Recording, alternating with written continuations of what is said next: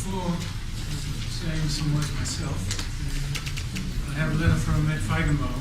As you know, Ed was a very close friend of Saul's and colleague who worked with him for many years. Ed says, Saul Amarel was an important person in my life and a great friend. I knew him for 40 years. We saw each other's families grow up. We saw our careers develop somewhat in parallel. More than just a friend, he was a scientific resource for me. Patiently, he challenged my ideas and my methodology in ways that led me to new insights and directions. He was an early, strong supporter of both the early projects in expert systems and the community-building effort of AI medicine in its national groups. His contributions to both were outstanding and helped to give AI research a big push forward in the 1960s and 70s. He was an outstanding leader with vision. Both leadership and vision are in short supply today. We watched from afar with admiration his building of the Rutgers Computer Science Department.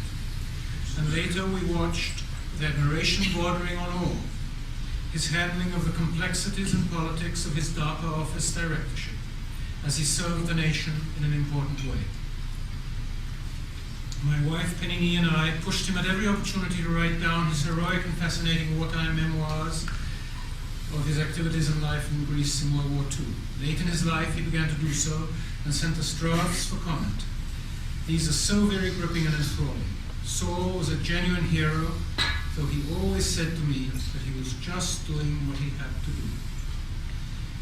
One of my acts, of which I am so proud, an act that I shared with Raj Reddy and Herb Simon, was to choose Saul on behalf of the ACM to receive the ACM Alan Newell Award for exceptional interdisciplinary contributions to computer science. Newell would have been proud. Every month or two, I would pick up the phone and call Saul to find out how he was doing and what was on his mind. It pains me deeply that I can no longer do that. With Newell, Simon, and Amarel gone, the voices of silence are slowly taking over my life. Ed was a leader, and I think there's no question that in choosing some of the motto for celebrating Saul, when we were expecting him with us today, I had no doubt to choose these words: vision, accomplishment, and inspiration. And fortuitously, as I wrote them down, I realized if you use the V as the World War II victory sign, use the other two as AI, Saul's leadership started with leading his family out of Greece, saving them and himself, this wonderful life of accomplishment that he has shared with us and with so many people. Coming to the US, he started out visiting Princeton, and as you can see from some of the people here, von Neumann and Oppenheimer, two of them, he himself was inspired by some of the early leadership down there. And after completing his doctorate in engineering science at Columbia, was very happy to accept a position at Sarnoff Labs, leading their computer theory group, which really turned into one of the first AI groups in the country. Ken Kaplan and Saul Levy are in this picture. And there's Saul with one of his wonderful devices for representing graphically how we think. Saul was inspired by the work of Warren McCulloch, of McCulloch's and Fitz fame, here at the Conference on Self-Organizing Systems with a number of the luminaries in cybernetics in the early days, Frank Rosenblatt of Perceptron Pain, Marshall Yovitz, who actually came to Rutgers later in external review and reviewed us. He was the funder in ONR. Charlie Rosen, who sadly passed away recently, another triple AI fellow, Manuel Bloom, Michael Arbib, Ross Ashby, all very famous pioneers in AI, and there's Saul Amarel on the side. He published both deep technical reports, as you can see, confidential, lots of publications, became a leader in the Association for Cybernetics. But he also knew occasionally how to enjoy life. And then came to Rutgers, and we were very fortunate that he knew a very good person, Ernest Linton here, professor of physics, who became the first dean of Livingston College, and together with him planned how to turn computer science into a first-class research department, and brought with him, as we've heard, Errol Benitz, who I believe is here today, Marv Paul, who is also here, Chino Srinivasan, and then later Saul Levy, who we've heard from, and a number of his other colleagues. He became the architect of computer education, plunging right in to give a talk at Tillett Hall a few weeks after he came here. And Jean mentioned Ralph Gungan, the Chancellor of Higher Education. He wrote to the Chancellor even before he joined Rutgers. He was an incredibly accomplished public relations and astute politician in terms of knowing how to get the support of those who were working, in this case, in education. He followed it up by developing innovative undergraduate and graduate programs, worked with students, was seen locally with a student from Perth Amboy, wrote a paper for the premier publication in computer science and communications of the ACM about a conceptual framework for curriculum planning in computer science, one of Saul's many graphs that I think we have all shared over the years. And he pointed out how critical it was to handle depth of scholarship with sensitivity to real-world problems. This, in some way, was the hallmark of Saul. He published an article in the Encyclopedia of Computer Science, edited by Anthony Ralston, and went international, and we've heard where Saul met him. This was the conference, I think, in Jerusalem in 1971. Computers and educational systems of developing nations. He had an incredible vision for what could be done with computers. And even before he joined Rutgers, he was planning a grant. His first grant to the Air Force, for which he got $49,657 for 2 years. Then it was a reasonable amount of money. But he rapidly boosted it.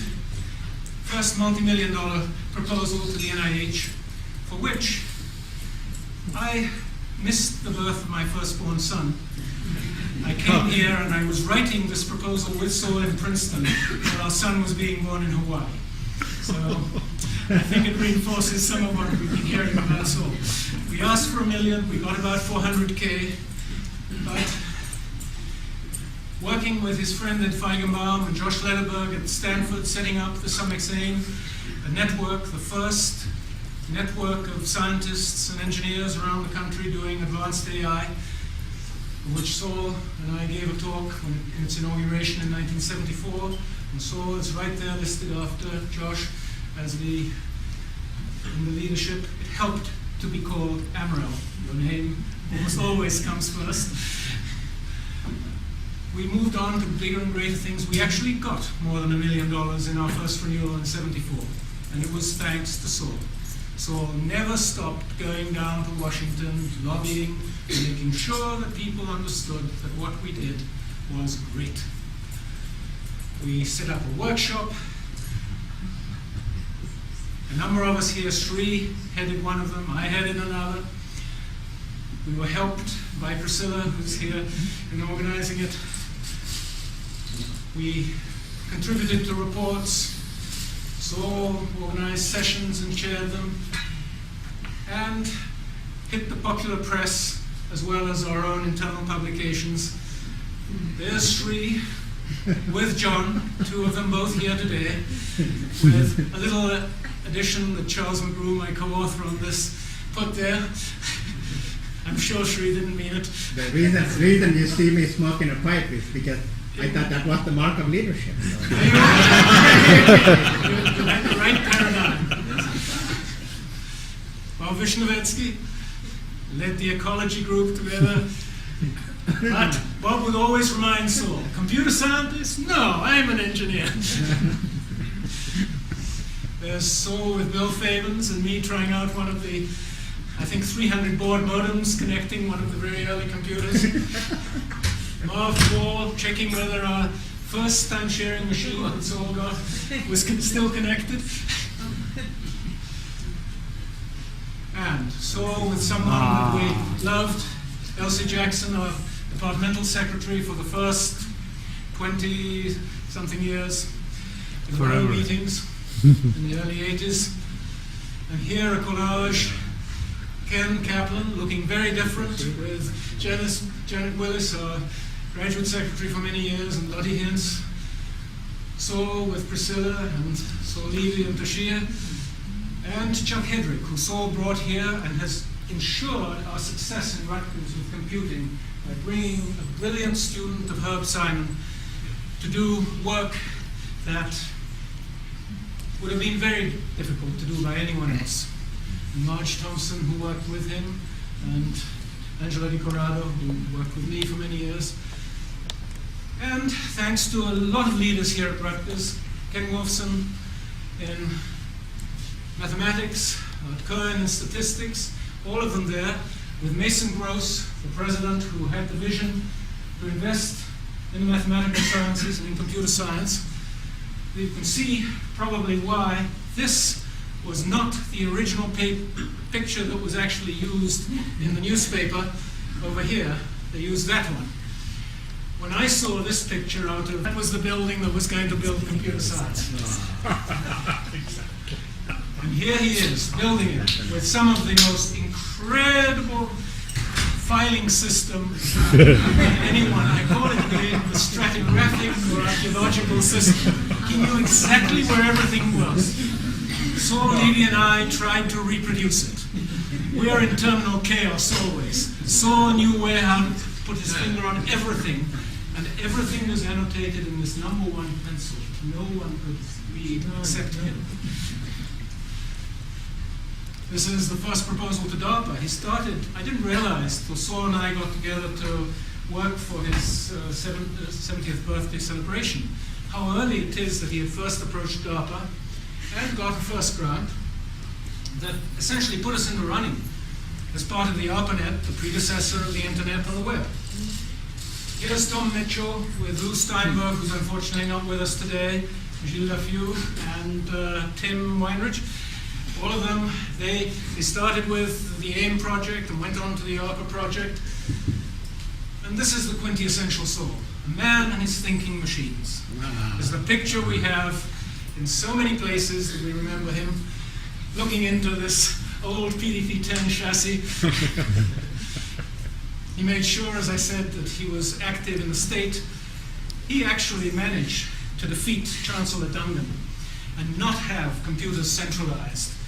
Rutgers has its computers and the way they are today and the success that we have had, thanks to Saul telling them, look guys, central computing in 1978, when mini and microcomputers were coming up, was not the way to go.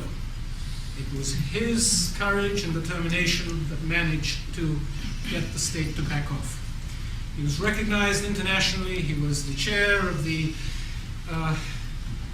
major international artificial intelligence conference, ICHCAI, in Germany in 1983, where very poetically Tom Mitchell got the Computers and Thought Award at the same time. It was wonderful that we can be here. Saul continued to be a leader in the 1980s and beyond. He went to DARPA and he led ISTO and laid the groundwork for the high-performance computing project. Little to no does Al Gore, when he was claiming the internet as his own, realize that he owed it all to Saul. Saul returned to Rutgers in '87 as the Alan Turing Professor, where he pioneered the high-performance computing project here.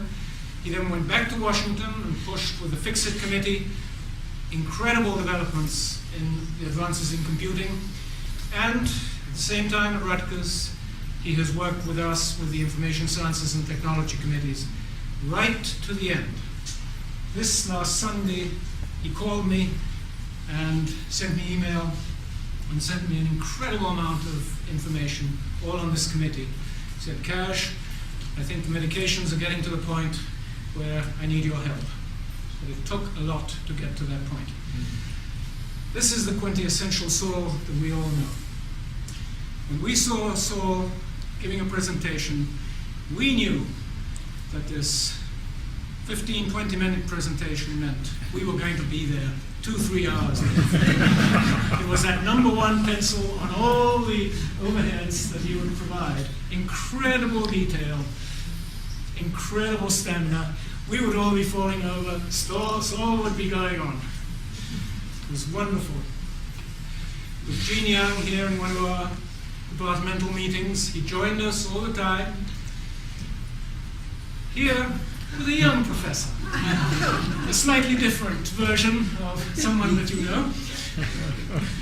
And here, not the 4 tenors, but one of them does music, but the 4 chairs.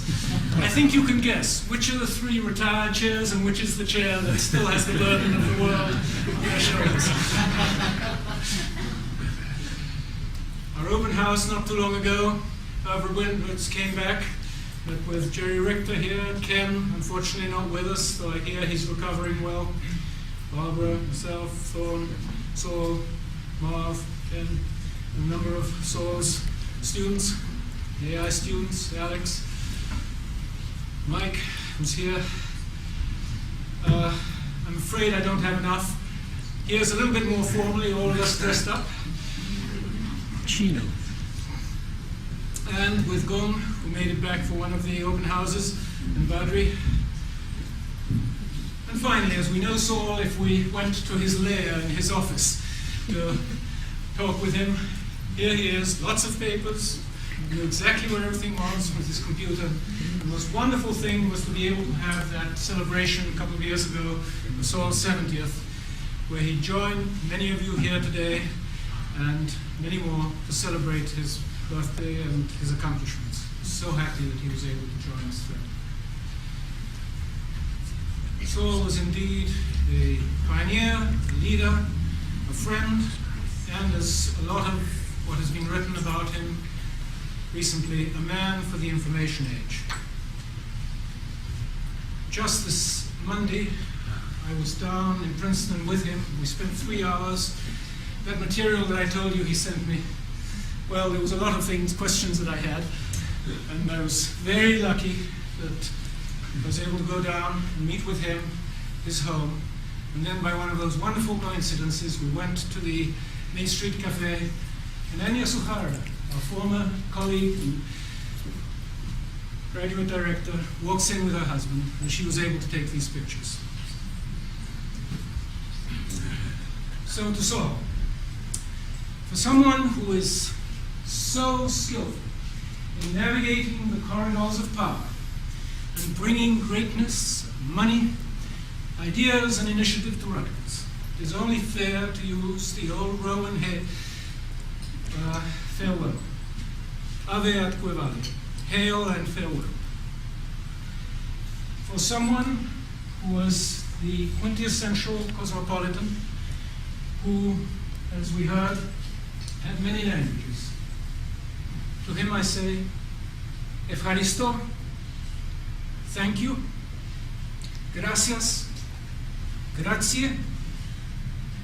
Thank you, Saul, for giving us the most important thing, the unique thing that you could give us, yourself.